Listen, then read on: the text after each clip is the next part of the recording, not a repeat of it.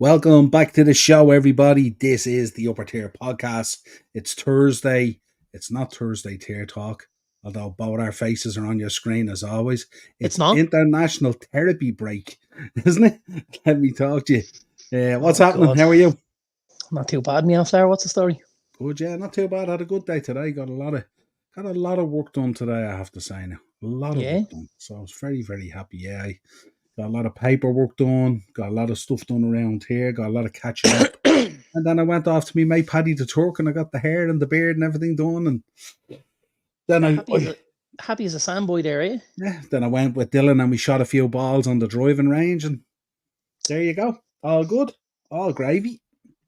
See, Anyway, good show tonight. We have planned as weird as it seems during an international break, but it's Ireland versus England, which is old rivalries, of course. Happening again, very interesting. Carsley in for England. is there a rivalry Um, there? Oh, 100%, 100%. Some of us Don't don't think. forget that night in Lansdowne. I don't think there's a rivalry when the gap is that big, though. Do you? I'm thinking more historical and geographical. Yeah. Absolutely. Yeah, I'm a 1916 man. But we are going to take a look as well. You'll be interested to know. Then it was that Coldplay the other night. Yeah. Phenomenal, just phenomenal on Monday night. And at one stage in the show, they come down off the stage and they come over to this little small stage, and all that's on that is a piano. Everybody just gathers around the piano and they play a couple of tunes there, basically in the crowd, But they came down and Chris Martin was talking and he was thanking this person and that person, and he was saying, he said, I want to really thank the GAA as well. He said, because it's not lost on me. He says, a couple of English lads playing in a venue like this, he said, and everything that the English tried to put you through and, tried to fuck you over with and stuff like that. He said, so from me to you, all I can do is apologise and let's try and move forward on this. It was pretty cool, Try and move forward. Yeah. On that a long time ago, didn't we? Huh? Kind Well, of. I just thought it was cool, that he that he acknowledged it and he understood the relevance of where he was playing and stuff like that, Yeah, and it's good, and it's nice when bands come in like that and they do their history, they do their homework on stuff and all. You know what I mean? Because these guys don't have to do that. They're going into stadiums every single day of their life nearly and stuff like that. And also, yeah, no, it's pretty cool, and it is when stuff like that happens in Croke Park. It is historical. I said to Lauren the other night, actually, when she sent me a video of it, I said it's hard to believe you're standing in a stadium there with such history, and that it's an amateur organisation, and they were able to build this monumental, world-renowned stadium and stuff like that. And it is like it's such a good stadium. Yeah, yeah. It's just a nightmare to get home from for most people. But listen, it is what it is. In my previous job, we installed all the service walkways, on the roofs and stuff. The gangways and all. Yeah. I was up there a few times now, and that's interesting. That's not for the faint-hearted, I tell you. Yeah, that wouldn't have been for me. Not gonna lie. No. Absolutely not. Let's take the comments. Henry's in. Big up, Henry. How are you? Yeah, I was away for a week, Henry, just dropping videos and stuff like that. Joanna's in as always. The legend, Joanne Smith. She's got a few bets over the weekend, Darren, as well. She sure did. She was hitting me up with it. As well. Liked and shared like that. Thank you very always. much. Baz is in. Good man, Baz. Captain Caramel is in the building.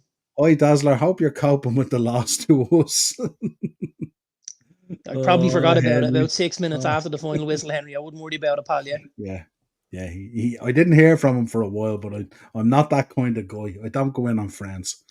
Right, so tonight, listen, we're going to be talking obviously about Ireland versus England. We're going to get down through the squads, get your thoughts on who we think is going to be, who's going to potentially be in the starting 11 and what we can assume from it. Get a little prediction as well. We're going to be talking about the Ballon d'Or nominees as well, and we'll go through a little bit of that as well. And we'll go through a little bit of the European fixtures as well, with the draw happening there just over a week or so ago, whenever it was. And we'll round out, as always, with a little chat about Leicester getting away with it. Technicality, as they say, huh?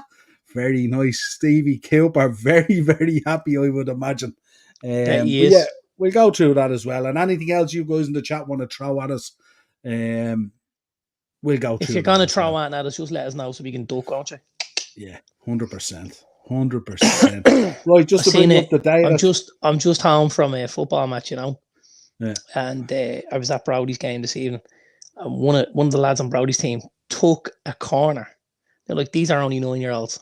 Yeah. So the play 7 aside. Anyway, your man goes over to take the corner, whips the corner in. Now, put a bit of whip on it in fairness to the kid, right? Yeah. And the kid in the box was looking at the ball, right? And obviously he went to do that and turn his head for the header, yeah? Yeah. To direct it the other Direct it, way. yeah. And he moved his head too soon and it just went boom onto his mush. And he was like... Nearly knocked out. He nearly hit the deck and I was only like feet from him, but you could hear the slap of the ball on his face, man. I was like, ooh, God, I felt that. Yeah. It was really funny. Yeah. And not a nice night here either. It's fairly, I don't know where you were, but it's like a gale out there at the moment. We were in a place called Paddy's Hill. And the thing about Paddy's Hill is it slants from top to bottom. And at the bottom of Paddy's Hill is the Irish Sea. So it was quite a rough night, to be honest with you. Yeah. Right, let's bring you up to date tonight. Premier Division, Dundalk 1, St. Pat's 1. St. Pat's just equalised. But hold on a minute here. We're not that desperate for content that we're starting to cover Irish football, will you? This is very important. Because the scorer of the goal for Dundalk was one Owen Kenny. Stephen Kenny's son. Stephen managing Pat's. Pat's very close to the relegation zone. They're 10 points clear of it. Are they? I don't think they are. They absolutely are. I haven't been looking at it anyway. I didn't think I knew you hadn't when I saw your comment go into the group. Very good. But you could have played alerted me instead of landing me in it, didn't you, bollocks? Yeah. Portugal 2, Croatia 1. Diogo Dalot with the opener from Bruno Fernandes assist. Ronaldo with the second from Nuno Mendes. And Diogo Dalot with an OG for Croatia. Sorry, is Ronaldo still playing football for Portugal? Just scored. Fucking hell, man. It's getting worse, isn't it? And we got Scotland 1, Poland 2. The goals from Poland from Szymanskis and from Lewandowski, of course. And the goal from Scotland 1, Billy Gilmore, who's having a fantastic season on his way, has signed for Napoli during the window as well. McTominay had a goal ruled out as well. So it's 2-1 to Poland in that one. What else have we got? Denmark, Switzerland 0-0, Serbia, Spain 0-0, and rounded out with Azerbaijan and Sweden.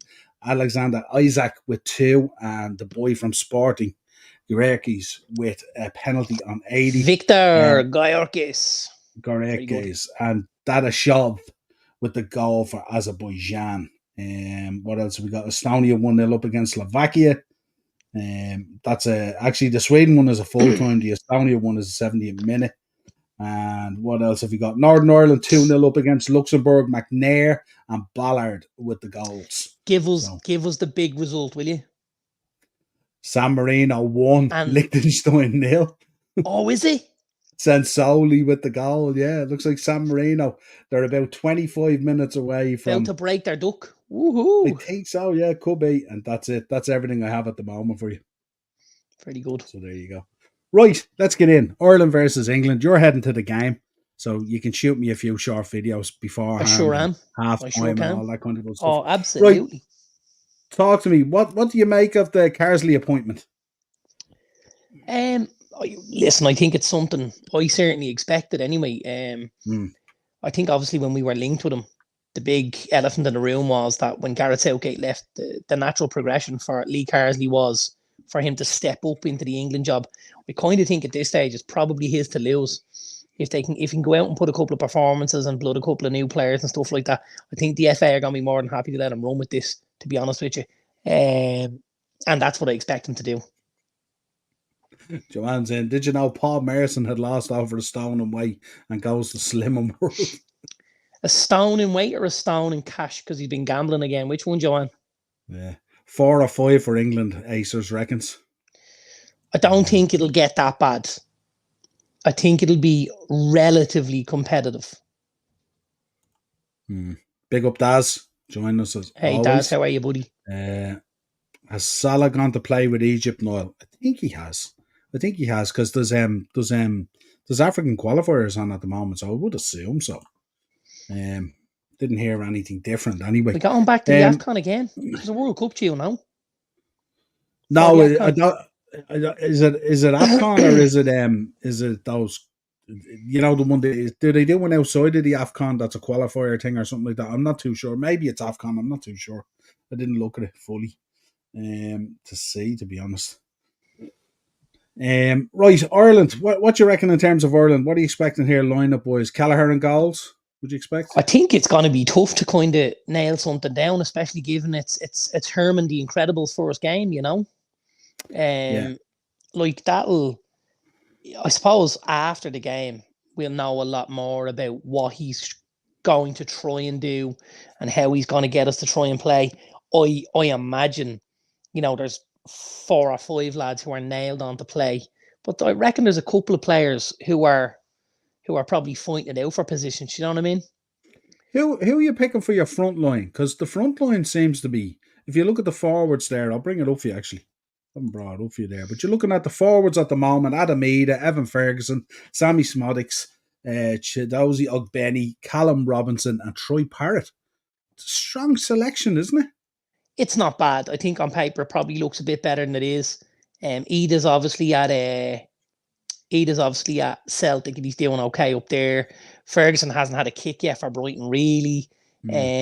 You've got Sammy Smodics, who's started quite well for Ipswich. Chidozie, who's obviously moved to Ipswich as well. So I expect Chidozie and Sammy Smodics to start. Because of that synergy at club level. Not necessarily. No, not necessarily. I just think at the minute, Sammy's the standout goal scorer we have in the squad. Yeah. And I think Chidozie brings a huge amount of energy to the team. And whether you play him as a right-sided forward or as he's been played a little bit is as a wing back, depending on whether we go with 5 at the back and 3 in midfield and 2 up front, you might find Chidozie doing the wing and playing all the way down it and stuff like that, Are you starting with Ida up top? No, I'd be starting with Smodics. Okay. Yeah, I'd be starting with Smodics up top. Interesting. And there's some good footballers there in the middle. Like Alan Brown's not a bad player. Malumbi's a decent player. Knight and Smallbone and stuff like that. And then obviously Casey McAteer coming in for his debut. I expect to see Casey at some stage. I think with him being English born and this being his first squad selection and stuff, it would be ideal for him to get a cap against the country of his birth, so to speak. Do you know what I mean? Yeah, absolutely. Right, if you flick over to England, of course, drenched in talent really at goalkeeper level. Do you expect Harsley to make any changes here or lay down any statements, or do you expect them? Are you looking at Pickford and Nets? I imagine he'll pick Pickford because I don't think there's any need to rock the boat at the minute. I think Pickford is the logical one for me. I think in the back line, though, we'll see a couple of changes. I think we'll see a couple of changes there. Like I do think we might see Tino Livramento start at right back. Okay, because Walker's gone out of the picture now. So I was thinking with Walker gone, probably Trent, but you're going with Tino. Well, he might start Trent as a right back and play Tino as the left back. And kind of sandwich in between them, Maguire and Gahey or Stones and Gahey or something like that, It depends. Like that, he does have a couple of options, Yeah, who are you going in the middle two defenders? Gahey, Konsa, Maguire or Stones? Gahey obviously goes in. I don't think Konsa will start, to be honest with you. Yeah. I think you'll probably see Maguire and Gahey. Yeah. I think. So we haven't seen much of Stones yet this season for Man City. I think he'd want him to be a little bit fitter maybe and have a few more games under his belt. But I wouldn't be surprised to see him start with Stones and Gahey because 2 very good football and centre backs. And if you want to play football from the back, keeping Harry Maguire out of your side is a good idea for my money. Yeah, absolutely. Any case at all for Rico Lewis? Yeah, absolutely. Like, we know he's a really good footballer. And if Carsley think it's not going to be an overly busy night, what you might see is you might see him play Rico Lewis and let him drop into that midfield and create an overload in there where England can kind of get the upper hand and play on the front foot and stuff like that, He's a really nice player, isn't he, Rico Lewis? Yeah, he's a really tidy player. Yeah, really tidy player. Right, then going into the midfield, Foden, Gallagher. I was delighted to hear Gibbs White getting a call up, in fairness. Yeah, absolutely. I'm a big fan of that guy. Angel Gomez, Kobe Mainu, Cole Palmer, and Declan Rice. Declan, I don't know if you've been watching Declan this season. There's been a lot of talk that he's like, looks a bit tired. Apparently, he played something in the region of 67 or 68 games last season in Right. total, and Between for then, club and country. yeah. So, Yeah, it's what a you lot. thinking? Like I expect him to play, to be honest with you. I think he's the base of that midfield for England, and I would expect Yeah. him and Mainu to probably start. Mm, And then I'd probably expect to see Palmer as the 10. You'd have Rice in there as the 6. Mainu was the link playing in the double pivot, and you'll have Palmer playing as the 10 in there. But the only thing I will say is it doesn't leave them very combative. It leaves them. yeah. Sorry, that was a phone call. It leaves them Oh, quite technical, but not a whole lot of bite in there, if that makes sense. yeah. Would you expect Gibbs White should get some minutes, shouldn't he? He should get time, all right. Yeah, Yeah. absolutely. I was looking 100%. at I was looking at his interview today, and he was saying how he found out a couple of days beforehand, but he couldn't say anything to the boys. And then he Right. just rocked up at the squad for training, and the boys were over the moon that he had been called up. So it was kind of a real nice, wholesome kind of interview and moment Yeah, and yeah, all. I was absolutely. very happy for him. It was very, very cool and all. What are you going with up front? Obviously, an abundance of riches here. Bowen, Essay, Grealish, Gordon, Kane, Madueke, Saka, and Watkins. I, Me personally, I think you've got to see Anthony Gordon. I think this is made for Anthony Gordon to play on the left hand side. Yeah, I think he's had another good start to the season. I'd probably match that up with Bukayo Saka on the other side. And I think I'd probably give the game time to Ollie Watkins. I don't think I'd necessarily start Harry Kane. I yeah, think I'd hold fire on it and let Watkins come in, because I think there's an over reliance on Kane at times for England, and I think yeah. it's time that they bridge that gap a little bit and got somebody like an Ollie Watkins a few more minutes on the pitch, which could then help him to get a little bit Mm. closer to actually starting games for them. Yeah, that'd be an interesting decision from Carsley, wouldn't it? So, wouldn't be too. Well, look, I don't think it will be a huge shock. It's a Nations League game. It's not a qualifier. Do you Yeah, know what I mean? And like they've got plenty in hand to beat Ireland. Let's be honest. yeah, yeah, absolutely. See the likes of Madueke getting a bit of time. Yeah, possibly. Yeah, Depending on how well things are going for them. I mean, I could certainly see them clearing the bench at times.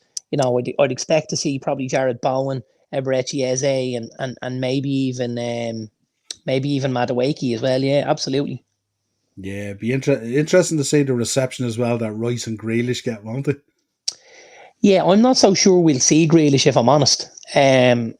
For, Yeah, for, but for that reason as if well. he even goes out for a warm up or something like that. But having Yeah, said that, it was our own undoing. It wasn't the boys' fault. It was our fault. You know he what I he mean? wasn't. We didn't take advantage of having them in the squads and getting Yeah, them to play game time. So, as you said, it came back to bite us in the end. If the lads had had 5 caps each at that stage, there's nothing you could have done about it. yeah. You Aces are know? saying Kane could score 3. I don't think Kane's going to get that much time. I think he'll want to have a look at the other boys, to be honest. No, and let's be Um, honest, we don't generally cough up that many chances. We're quite tight at the back at times. Our yeah, our undoing is at the other end, where we can't necessarily score enough goals to get away from teams. yeah, absolutely. Mark saying, even lads looking great. Noel, love the fresh cut. Reminds me of when you used to go night owls and then sacks. Good Mark, I man, was never Marky. able to do night owls and sacks in one night. Trust me. Watkins, Cole, and Foden withdrew. Okay. So Watkins, Cole, and Foden I'm withdrew. gonna I'm gonna go and have a look at that, if that's okay, Yeah, yeah, fire because I'm away. sure it'll be on Sky Sports. Yeah, probably. Um, I probably put the slide together the other day or something like that. I did hear something. I did hear something about, actually, now that you say it, Cole Palmer. I heard that he had come out of it all right. Not sure about the other two. Foden, I'm not too sure.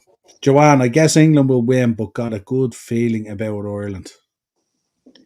I You can't would. find anything there about the lads, but if I'm sure Yeah. Marky's not going to sell as a red herring either. Yeah, yeah, absolutely. I did remember hearing something about Cole Palmer, all right.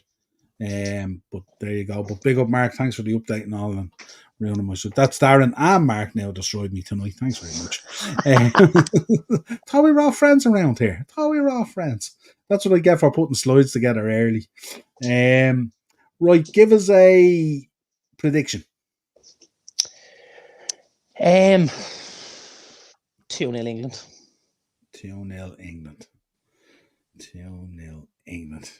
Don't fancy us to even get one, no? I don't. No, I don't think so. St. Patrick Athletic just took the lead there 2-1. There you go. So much for that. Getting there we go. Right, so 2-0 you're going to go for. I'm going to go 2-1. I'm going to go 2-1. Yeah? There you go. Right, where are we going now? I might have a bet on the Irish. Don't do that, Joanne. Honestly. Don't do that. You'll waste your money. Don't. We wouldn't even do that, and we're Irish to the core. We wouldn't even do that. What are you expecting out of the group? Sorry, Niall. Hang on here. Just dropped the phone. There we are. Now. Tough group all the same, isn't it? It shouldn't be. It shouldn't be. Like, let's be honest. Finland, for us, should be a team we can go out and beat home and away. Greece are a team we should be looking to beat at home, and if you can put in some sort of result and get, like, I don't see a reason why we can't get 10 points in that group. You beat Finland home and away, you beat Greece at home, and you get a draw on Greece, and you lose your 2 games to England, and you top out. McTominay just equalised for Scotland in the 76th minute. Scott McTominay. 77, 78 minutes. There you go. Napoli's new centre midfield doing the damage, huh? I tell you, Gilmore and McTominay, don't be surprised. Right, let's talk then. Let's get into Champions League. Let's talk. What you think? What you thinking on how the draw went and stuff like that? I know it's a league situation at the moment, but it's such a strange draw. It's so strange to see 4 different games at home, 2 away, and etc. Do you know what I mean? Like, if you look at City there, they've got Inter, they've got Bruges, they've Feyenoord, and they've Steaua Bucharest, is it? It's mental. And obviously Liverpool with Real, Leverkusen, Lille and Bologna. I think Liverpool's run is certainly at home is a much tougher run than what City got, you know? Away from home, I think City probably have the tougher run. Because obviously they've got PSG, Juve, Sporting, and who's the bottom Bratislava. team? Bratislava. Oh, yeah, okay.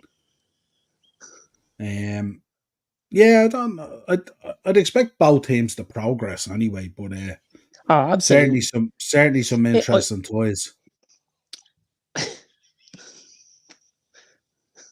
Sorry. So you're right there, yeah.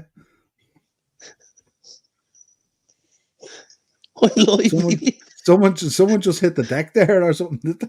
I think she's tickling me or something. I don't know what's going on.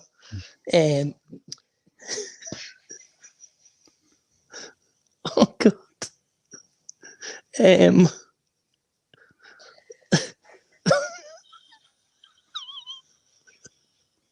Whenever you're ready. I think it depends on how seriously Liverpool take it. Because, like, that's not an easy run of fixtures they've got.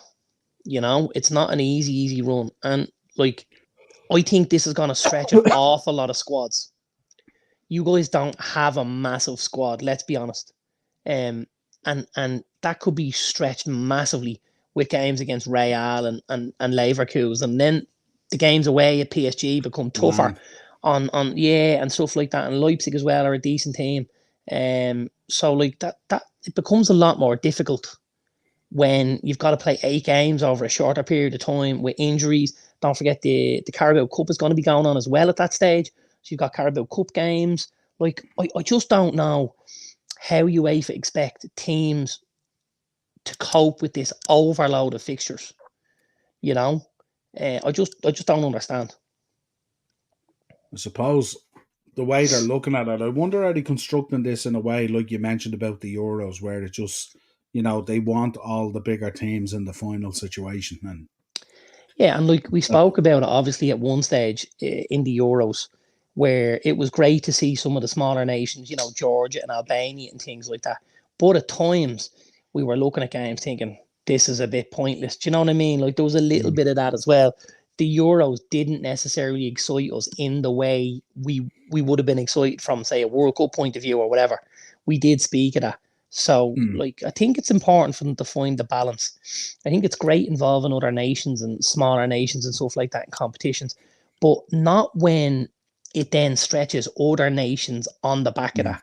Do you know what I mean? That creates difficulty for teams and stuff like that. And if let's say you're a Rodri, right? I'm just going to use Rodri as an example. And you're playing for Manchester City and you've 38 league games. And then the likelihood is you'll probably go to the quarters of the semis of the EFL and the FA Cup, right? Yeah. And then you might go to quarters of the Champions League, which all of a sudden now could be another 10 games. And then you go on away with Spain, you've got Nations League games, and then you go to a World Cup and you could go another 6 or 8 games and that. Is this not what we've spoken about for years? How, it's going to create burnout for certain players and stuff like that, especially younger players who have a massive weight on their shoulders when they might be the star of the show. Do you know what I mean? At their country and at their club. It dilutes the quality of the tournament at the back end. Absolutely. Because you end up either with players on burnout that aren't performing at the level that you'd want them to, or you end up with players being injured and not being in the tournament So, it's a double loss, really, isn't it? Yeah, what you're thinking on? I wanted to get your thoughts on Arsenal. Obviously, PSG at home, Inter away, Shakhtar at home, Atalanta away, Zagreb at home, Sporting away, Monaco at home, and Girona away. Yeah, like it's tough again. Them, it is tough enough. It is tough enough. There's not a lot of gimmies there. Like I mean, even if you look at say, so for me, okay, the toughest games on paper there for me are Inter and PSG, right? Then you come down. You've last season's Europa winners, Atalanta, right? You've Shakhtar. Nobody likes to head to that neck of the world, yeah. That's probably going to be played in some sort of a neutral venue, but if not, it's still going to be a trek, right? You've got Zagreb, who'll make it difficult. You've got Sporting, who aren't a bad side with Victor Gyorkas and guys like that. You've got Monaco, and then you've got, baby Man City and Girona. Like, there's a lot in that. There really is. Yeah, the away toys are telling, aren't they? Inter, Atalanta, Sporting, and Girona. That's trips to Italy, a trip to Portugal, and a trip to Spain. Really tough. Really tough. Yeah, absolutely. Yeah. And then we round out with Villa. Villa with Bayern at home, Leipzig away, Juventus at home, Bruges away, Celtic at home, Young Boys away, Bologna at home, and Monaco away. Yeah, I was actually talking to somebody about this. I was talking to a Villa fan about this, and I think Villa might do all right here. I think, and I looked at this and I was kind of plotting in my head, and I said, I feel like they'll probably lose at Bayern, right? But I think they might get something at Leipzig. Yeah. I think they might get a draw out of it. And then you're going Leipzig and away? I think Leipzig away? Yeah, I think they'll get something at Leipzig, yeah. Yeah, I do. And I think they'll get something against Juve at home. And then I think they're on a nice little run where they've got Bruges, Celtic, and Young Boys. That, for me, is an opportunity for Aston Villa to pick up 9 points. And if they do, if they've got 9 points out of those 3 games and they've picked up a couple from the others, all of a sudden you're in with a spin. You've 11 points after 6 games, and it all goes down to Bologna and Monaco then. And if you could pick up a win against Bologna and a draw away, what have you got? You get 3 draws and 4 wins and a loss. And all of a sudden you have 15 points. And for me, if you get 15 points out of that, you're going through. Yeah. I think so. Yeah, I would have. I think with 15 you'll get through, It's gonna be weird, isn't it? Trying to get used to this league system, isn't it? When it kicks in on the TV and stuff like that as well. Yeah, absolutely. Let's talk about your own team then, and Spurs in the Europa. United starting off. What have they got? 20.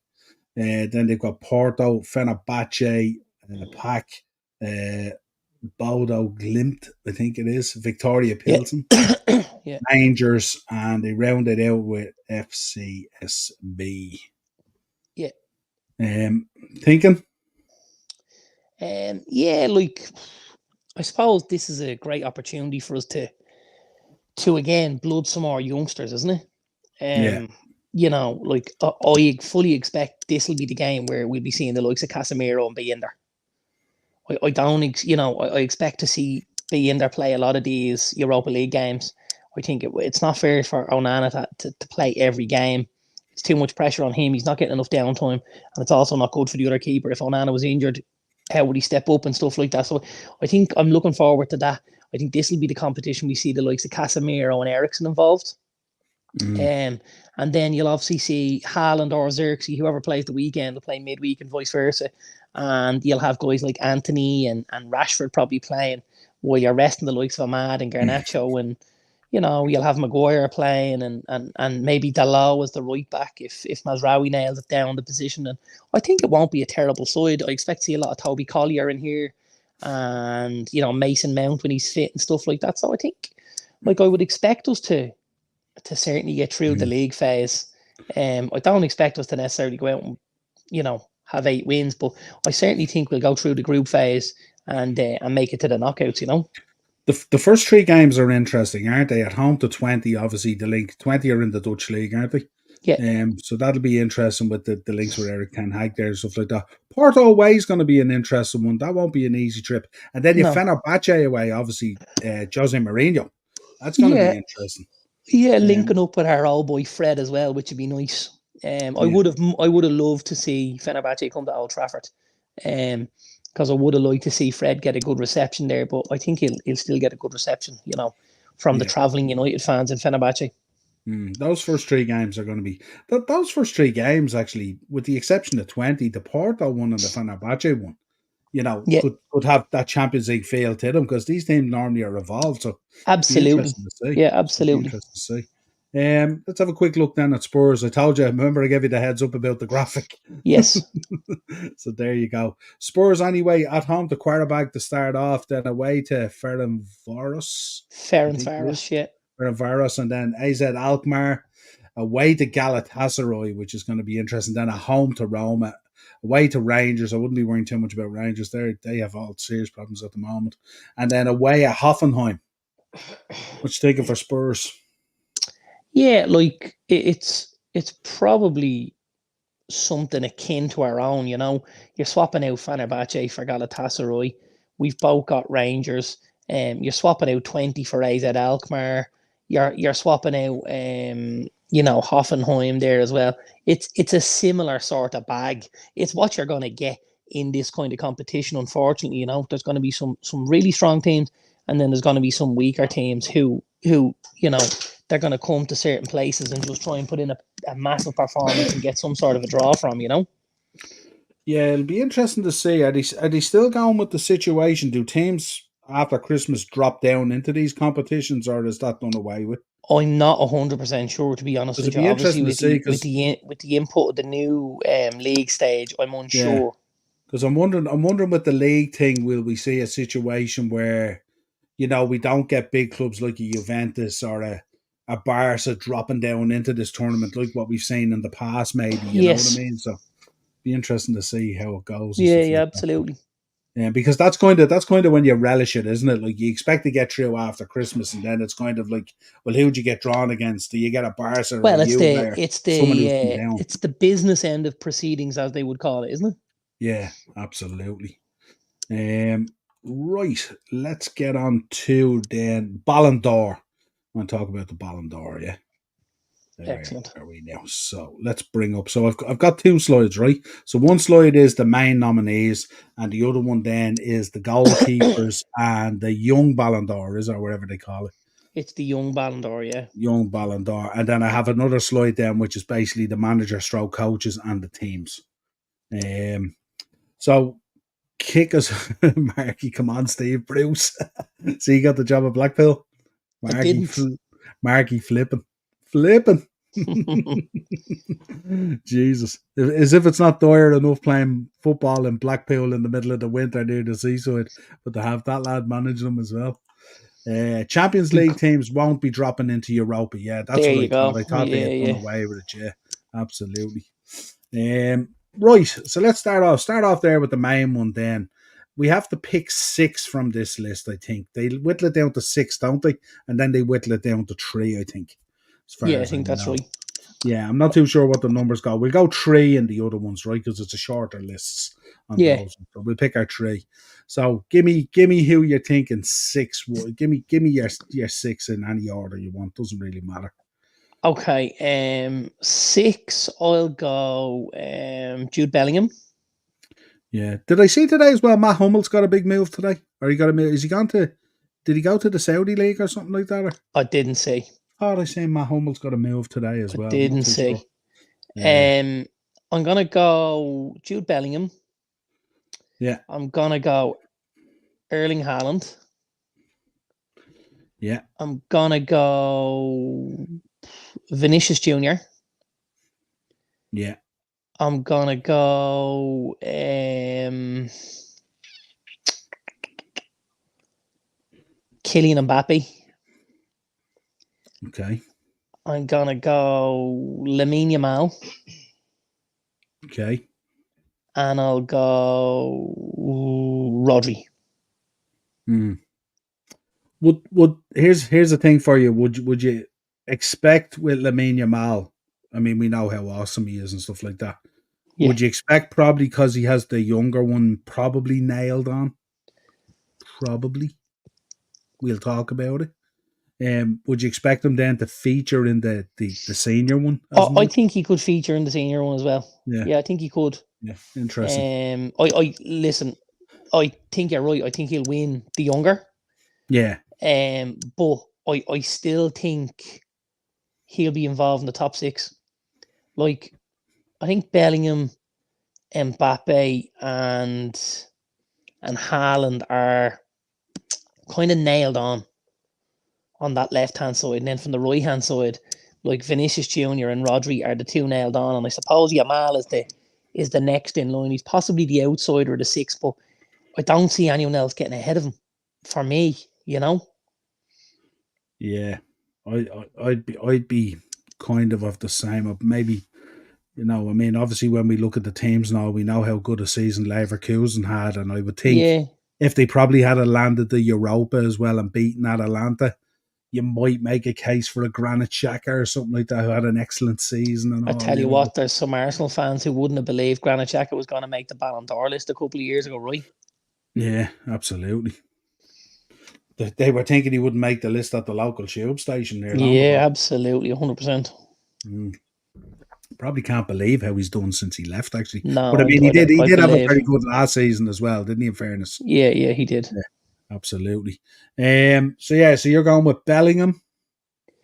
I'm going Bellingham, Haaland, Mbappe from the left-hand side, and then from the right, I'm going Rodri, Vinicius Jr. and Lamine Yamal. Okay, sounds about right. I don't see anything else kicking out there. Yeah, I don't see anything else there, to be honest. Yeah, that would be for me. Right. Bonkers is saying, big up, pal. Good to see you. Danny Carvajal for me won everything last season and the Euros. Good shout, but probably not. We know how contrived this Ballon d'Or thing is as well. And what happens is they don't tend to go for, and I mean this in the nicest way possible because I have a lot of respect for Carvajal as well. Absolutely. But he's not the kind of the poster boy choice, if you like. And he also, like, Real Madrid didn't win all they won because of Danny Carvajal. He was part of it, and that's why he's on the list, 100%. But, they didn't win it off the back of him. Yeah, for money or Spain. Yeah, he played a decent part in Spain as well. He sure did. Yeah. Who do you expect to win it? If I'm picking one? Yeah. Who's your winner? I'd love to see Rodri win it. Yeah. I'd love to see Rodri win it, but again, whether whether you pass by Rodri's one of those guys who's we can appreciate him. He's unbelievable. But in Yeah. terms of that superstardom out there, you know what I mean? He's a guy who gets on with his job and he's brilliant at it. And he's the best probably in the world in his position. You know what I mean? There's no question about that for me. But there's not much, there's not that kind of glamour to it and glitz to it. You There's know what I mean? You know not. that Vinny Jr. and Mbappe, you know. Yeah. I mean, what if we're going for the glitz one? Are we going with Bellingham? I think Vinny Jr. might get it. Vinny Jr. That's where my money would be going. Yeah, Vinny Jr., but he didn't have a good copy. Yeah, we were only talking about this today. Remember we spoke about the copy with Brazil and stuff like that. Yeah. And all, yeah. I think at times last season for Real Madrid, he was just unplayable. He was that good. Yeah. And I think he dragged them through a lot of games, and just got them over the line, which ultimately brought them the trophies and stuff like that, Yeah, I think Bellingham started off as a house on fire, didn't he, for about 4 or 5 months, up till about Christmas, and then after Christmas he seemed to fade slightly. I think if England had gone and won the Euros, you could have been looking at Bellingham. He'd be nailed on. I think so. Yeah, sure. Absolutely. Let's move on then. Let's go with the young one because it's probably easier to decipher down, I suppose. I think we're going with Lamine Yamal, aren't we? I think so. Like your top three is probably what? Lamine Yamal, probably João Neves and Kobe Mainoo.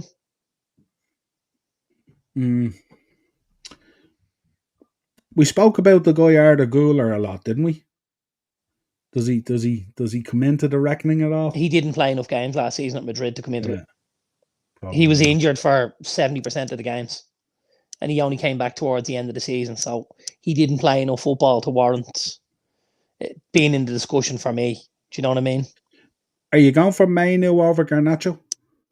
Yeah, I think so. You think so? I think what he's done at international level is a little more impressive. Yeah. Yeah. Interesting though, but I mean, I think we're nailing on Lamine Yamal, aren't we? Really? I think so. Yeah. It'd be hard to go against that. Marky's in. Lads, with Ronaldo and Messi not on the list, it signals an end of that era. So my question for you is who would you like to swan-on bomb off a wardrobe into your Trish or Leah? Love it. Which one? Trish for me all day long, every day. Leah for me. Really? Yeah. Interesting. Right. Goalkeepers. This is an interesting one, isn't it? Well, listen. There's two ways of looking at this. There's the best goalkeeper, or there's the guy who had the most success, let's say. Because, I mean, if you're going on the best goalkeeper, Mike Maignan gets it. The guy is just next level. Yeah. He's just next level. But I think if you're going on, Argentina winning another Copa America and Aston Villa, qualifying for the Champions League, all of a sudden you could be back at Emilio Martinez. Interesting. That's yeah. And I mean, other than that, I'm going for Diogo Costa. They're my top three. Costa, Maignan. Diogo Costa had a great season, didn't he? Yeah, he sure did. Yeah. I go Costa, Maignan, and Martinez. That's where I'd have my that's where I'd have my money in that category, to be honest with you. Yeah, it's an interesting one, isn't it? The goalkeeper one. Yeah, I like it though. Because it just depends on what they're looking for and how they're judging it and all. Yeah, absolutely. It's an interesting one. Yeah, good shout. So you're going Costa, Maignan, and Martinez to be the three, and then from that you're thinking Maignan. Yeah. Good shout. Let us know in the chat, folks, what you're thinking goalkeeper wise as well, and what your own picks are for the young one as well. Right, let's start. Coaches we'll start with. Alonso, Ancelotti, Fuente, Gasperini, Guardiola, and Scaloni. Yeah, like obviously De La Fuente wins the the Euros with Spain, and Scaloni wins the Copa America with Argentina. Mm. You've got Ancelotti winning the league and the Champions League with. And I tell you, winning the Euros with that Spain team is not something to be sneered at. That No, was no, some absolutely not. achievement. Some Yeah, achievement. absolutely not. Yeah. And then Ancelotti wins wins everything with Real, and you've Pep then with his dominance in the UK, although they only finished with one trophy, and then you've got Alonso doing what he did, and then you've got Gasperini winning the Europa with Atalanta. So, like, all very, very worthy participants, to be honest with you. If I'm honest, I expected to go to Xavi Alonso. I think to break that dominance that is Bayern Munich took a huge, huge effort. And I think, but for the Atalanta game, you're looking at a guy who's probably got you through a treble with a team like Leverkusen is just phenomenal. Yeah, yeah, and especially with a Bayern Munich team that had been strengthened as well. Kane Yeah, and and I all think going in also, there, and the style and brand of football he played, not just necessarily the result point of view, but I think he revolutionised a lot of things in how he coached the team and how he set them up and how he wanted them to play and things like that. do we look by Carlo? It's very tough to Very look difficult, past isn't him. it? Yeah, it's really tough to look past him. I wouldn't be at all surprised to see the club and the manager match up. So, if it's say Alonso, I expect it to be Leverkusen. If it's Carlo, I expect it to be Real. Or maybe they go the opposite route and they go, well, okay, with it being Carlo, we'll give it to Leverkusen, and with it being Real, That's what I'd be will thinking. That but don't forget it is a vote, so I don't know. mm. That's the, why I do the, think one of them will clean sweep it. I think it'll be Leverkusen and Alonso, or Real and Carlo. And if I'm honest, I think we'll probably see Leverkusen win them both.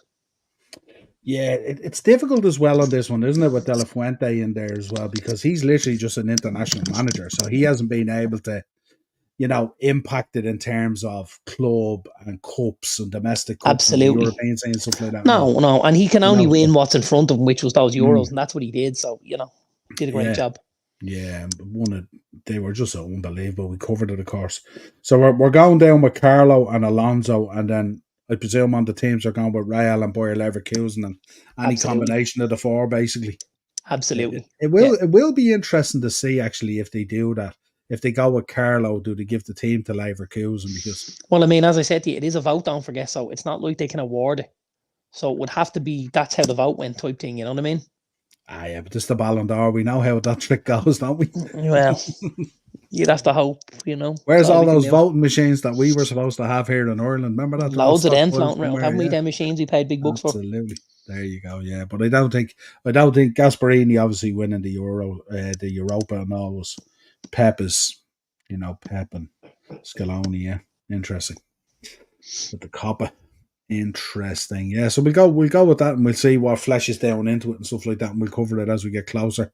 I think it's sometime in October, isn't it? As far as I know, but by the end of this month they'll start to whittle the list down and stuff like that. So.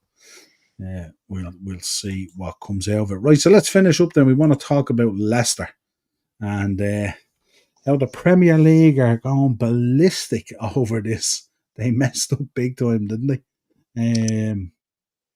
Thoughts? Yeah, listen, like for me, I understand, FSP and stuff like that and PSR, but a club like Leicester's not somebody that comes to the forefront of my mind when we're talking about this. Do you know what I mean? Yeah. They're not necessarily one of the big boys. They're not necessarily a team that goes out and just blows teams out of the water, what they spend and what they spend on wages and stuff like that. So I find it hard to see smaller teams and clubs, the likes of Leicester and Everton and stuff like that, getting into huge amounts of trouble for PSR and Nottingham Forest because, they have to run the club. They have obviously much smaller budgets to deal with because they're not, they're not those juggernauts that are United and City and Liverpool and stuff like that, but they still have to run the club and they still have to make the club as competitive as possible for the fans and for the supporters of the club. So it's difficult, Where Yeah. do you draw the line? I think the problem stemming out of this is going to be in the next month or two or whatever it is. If we hear that Everton potentially have another points deduction coming and stuff like that and all. And I know these are all individual cases and they have to be seen that way as well. But it's going to be a tough one to pallet if other teams now get hit. These have gotten away Absolutely. with it, Yeah, absolutely. And that's the thing, I suppose. The one thing we don't want is we don't want PSR dividing football fans either. Yeah. And that's something that's going to happen. You're going to have, well, why did they get away with it and we got hit with deduction? And, and that's not fair and bloody blah. Like, to me, we should all be against the FA, like, and the Premier League. They do everything they can to suck the life and soul out of the game. And it shouldn't be about clubs. What's he messing with us? No, he wants us to talk about the Carabao Cup draw and how contrived it was last week as well to separate teams. So it felt like nearly, yeah, but it kind of felt like as if they were protecting the bigger teams to go into the latter stages and stuff like that. I know we drew West Ham. I was talking to Stephen about it the other night on the Monday show with Mark and all and stuff like that. And I did a review of it when I was away on holidays as well, but. It'd be interesting to get your thoughts, but it's definitely a kind of a weird one. But it was very strange that we were looking at it in sections. Yeah. And as we're looking at it in sections, Liverpool get West Ham, and I'm like, well, surely they're in two separate sections. But for Liverpool and West Ham to be in two separate sections, Liverpool, United, and City would have had to have been in a similar section, if that makes sense. Yeah. So that's obviously where things went south a little bit. Yeah, I think what they did on one side is you had all these, the Uniteds, the Liverpools, the Cities, and all that, and then on the other side you happen to have West Ham, and then all these other the Barnsleys of this world or whatever it is. And I think I think you'd probably be better seeding the draw. Like if there was let's say 32 teams in it, and 16 of them are Premier League teams. You put the 16 Premier League teams as the 16 seeds, and you draw them against the 16 unseeded teams. And then with your surprises, then that gives you the next stage of, seedings. And again, if you get eight Premier League teams and 8 lower teams, you seed again. And then maybe when you get to the quarterfinals, it's an open draw. Something, I don't know. I'm just discussing the possibilities of what could be.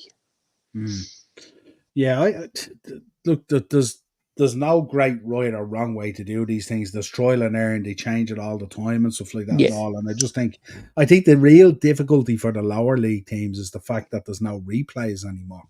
That's going to hurt them more than any draw, because if you're there and you're rocking up and you're playing against, say it's Barnsley, Man United, or whoever it is, and you can squeak out that draw at home, Barnsley, and get that good lucrative return at Old Trafford, you know what I mean? That's where they make their money.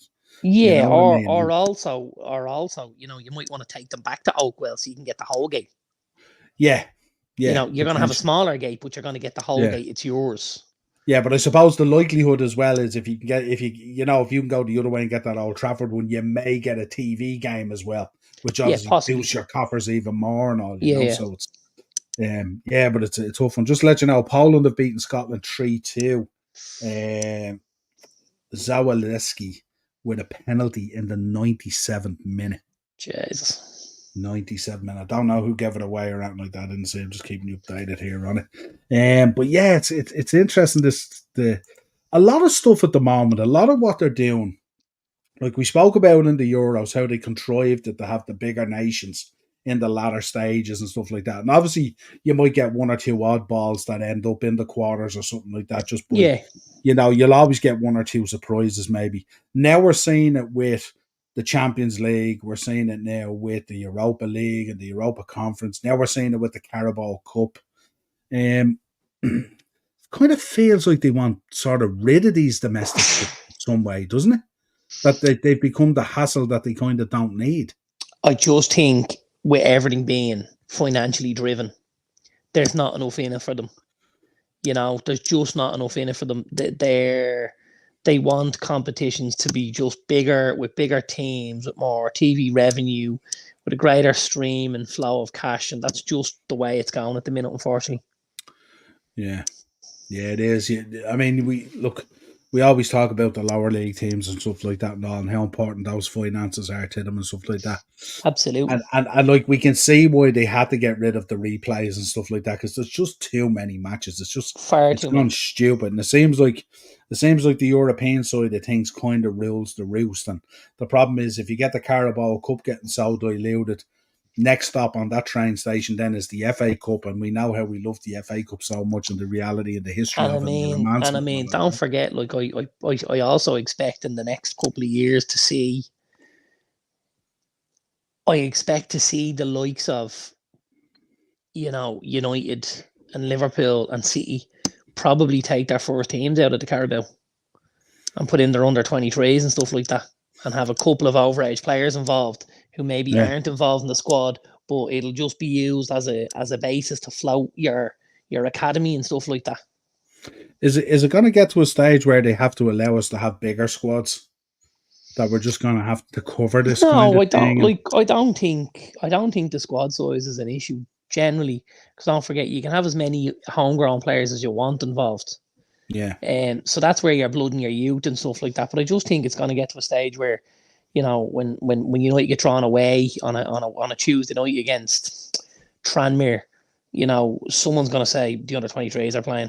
That's just it. And the under 23s manager is going to boss it, and that's the whole, to keep continuity and to give these guys to step up, and they should be allowed, obviously, go and play the full competition then, rather than just, the earlier rounds. I think leave them in it.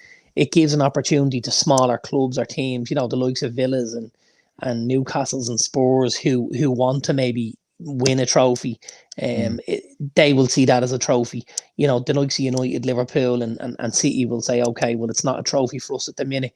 We're focused on the FA Cup, the league, and the Champions League, or the Europa, whatever we're in, and we're going to allow our under 23s to get valuable game time and stuff like that. And I think it would also stop. It would also create a lot of game time for some of the younger players, and stop, some of the bigger teams loaning out so many young players to get them game time, because there would be a guarantee of a certain amount of games, provided you got. Yeah, exactly.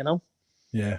What have you made about this other thing that's on the horizon? I know we haven't spoke about it. This idea of playing potentially league or competitive games in other countries. So let's say maybe Liverpool going to play a competitive game in New York, or Real Madrid going to play a competitive game in Boston or Florida or whatever it is. I think it's inevitable, isn't it, really, when you look at the likes of the NFL, who have started doing it over the last couple of years, and playing a lot of games in the UK and stuff. I think in the rugby championship, I think some of the teams are now playing games in, Japan and Tokyo and stuff like this. And it's lending itself to, where neutral venues will hold big games and stuff like that, and you'll have the eyes of the world on it, rather than just segregating it to that country and stuff like that, Yeah, Marky's saying, have to do a vote on where to have the upper tier Christmas party. I vote wherever Duffo was last weekend. Looked like he had a good time. He sure did. He certainly did. The sure party did. doesn't end. Is he going to? Is he going to get a league title this season?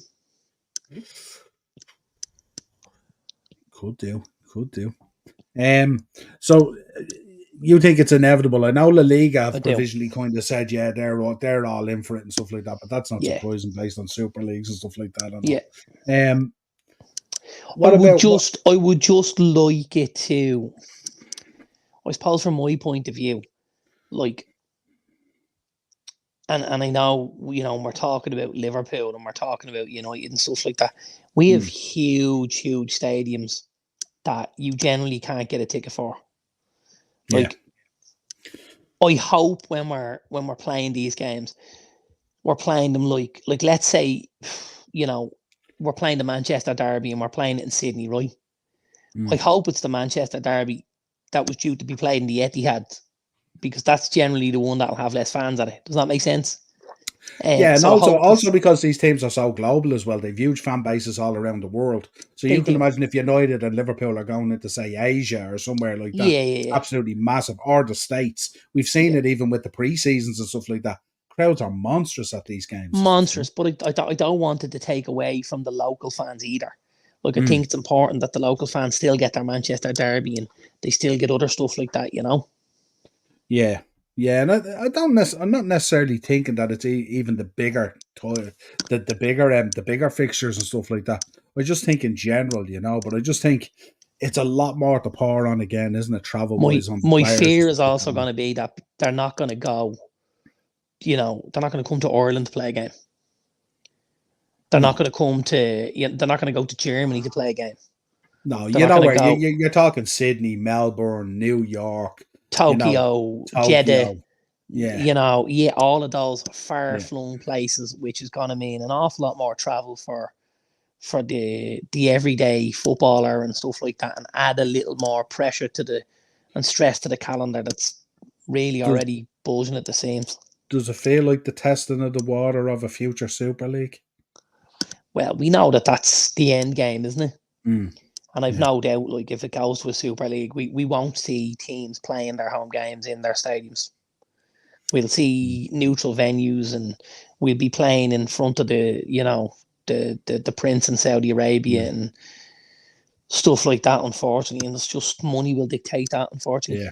Because you have, obviously, as we see with the European competitions now becoming leagues, Yeah, it aligns itself very handy then to make that next step potentially in yeah, 3 to 5 absolutely. years or whatever it is. And obviously, broadcasting and money will drive the decision as it always does. Yeah. Yeah, that's it. That's everything I have for you this week. So, tidy little show. Plenty to talk about as always. Normally, these international breaks are a little bit weird and wonderful. No doubt I'll touch base with you on Saturday. You can send me if you want a quick little video if you want on your I thoughts on the absolutely lineup. will, Maybe give me a little halftime video as well and stuff like that. I'll pump it up onto the channel for people and stuff like Yeah, that. I And can do also that, no problem, Paul. bit of crack. Big game tomorrow. Come on, the Shells. There you There we go. go. We know where Marky has his loyalties, huh? And then back out on the party at the weekend. The Duffer. That's what we want. So, Awesome. folks, if you could drop a like on the video, subscribe to the channel, hit the bell notification. But don't know, we'll have to muster something up for next week as well then. Because we have a Well, Premier League will be back then. You'll be Premier doing League be your back, so we'll have our Thursday tier talk still then. have Yeah, Thursday absolutely. tier talk then back Perfect. back on Yeah. Thursday with our previews and our beat the bookies and all that, yeah. Yeah, absolutely. So look forward to that as well. Back in Okay. action, as they say. Until next time, folks, enjoy the weekend, enjoy the football. If you're partaking in the international break or if you're avoiding it, let us know. Until next time, folks, we'll talk to you again real soon. Cheers, bud. Thanks, pal.